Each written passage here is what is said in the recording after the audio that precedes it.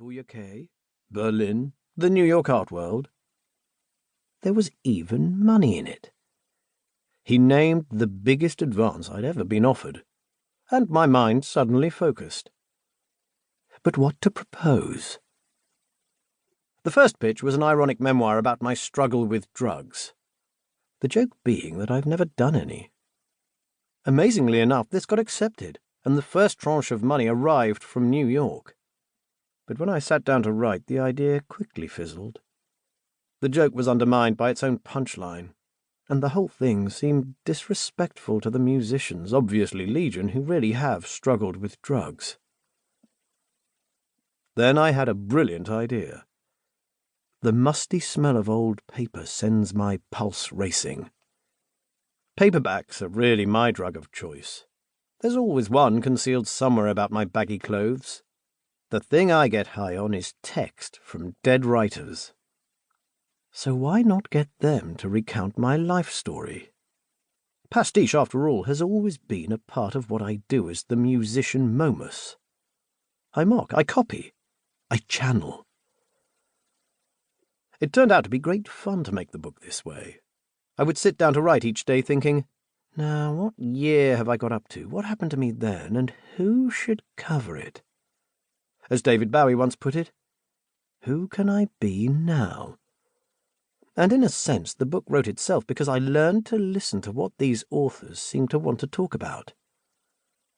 What would X do is a question artists at an impasse often ask, X being some artistic hero. Would X get honest here? Or direct, or visionary, or poetic? Often the writers I chose were people with higher and nobler concerns than mine. They changed the way I wrote about my life, tugged me towards elegance, or grandeur, or lyricism, or directness. Many had been part of the landscape all along. These were figures who really did intrude into my life as I grew up. Sometimes they were people I was aspiring to be like, since writers were always my role models, along with musicians and visual artists.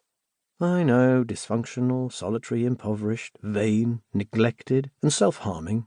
Artists are the worst role models ever. Sometimes they were just the paperback in my pocket. Of course, this superpower I'd given myself, this license to raise the dead, produced absurd juxtapositions. Hubris and pathos. Imagine Proust coming back to life, becoming a somebody again, just to talk about me, a nobody. How would he feel to be invoked at some weird séance and forced to lend his voice, reputation and talents to this hackwork, this propaganda? I can tell you that Norman Mailer was furious to be woken from his eternal sleep by a schmuck. Now that I think about it, it's a very similar scenario to the one in Pop App, my last novel, which describes two graphic designers forced to work for a fundamentalist sect. They spruce up the beheadings on television, add a bit of clarity to the fonts. Maybe humiliated and compromised artists are a good metaphor for humanity. We're all working way below our potential. Raising the dead is dangerous sorcery. One probably shouldn't reveal the secret. It's never quite clear how the speakers in niche get reanimated. More than one of the writers speculates that it's a punishment, that having to talk about some indie singer is one of hell's lesser tortures.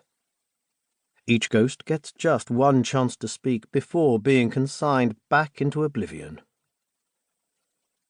Sometimes the point is to mimic the writers' voices. Sometimes their names just appear because their books were to hand when something happened in my life and their themes overlapped with mine. Please don't worry if my impersonations get threadbare from time to time and you can hear my own voice coming through. Pastiche and parody will often crisscross with sincerity and story in these yarns. These strands are my warp and my weft. If it were nothing but pastiche, there'd be no storyline. If the writers weren't present, it would just be a press release. So here they are, my heroes, brought back to life. They're discussing me. What narcissistic arrogance. Did this idea occur because David Bowie in 2013 actually spent 3 words in an email at a time?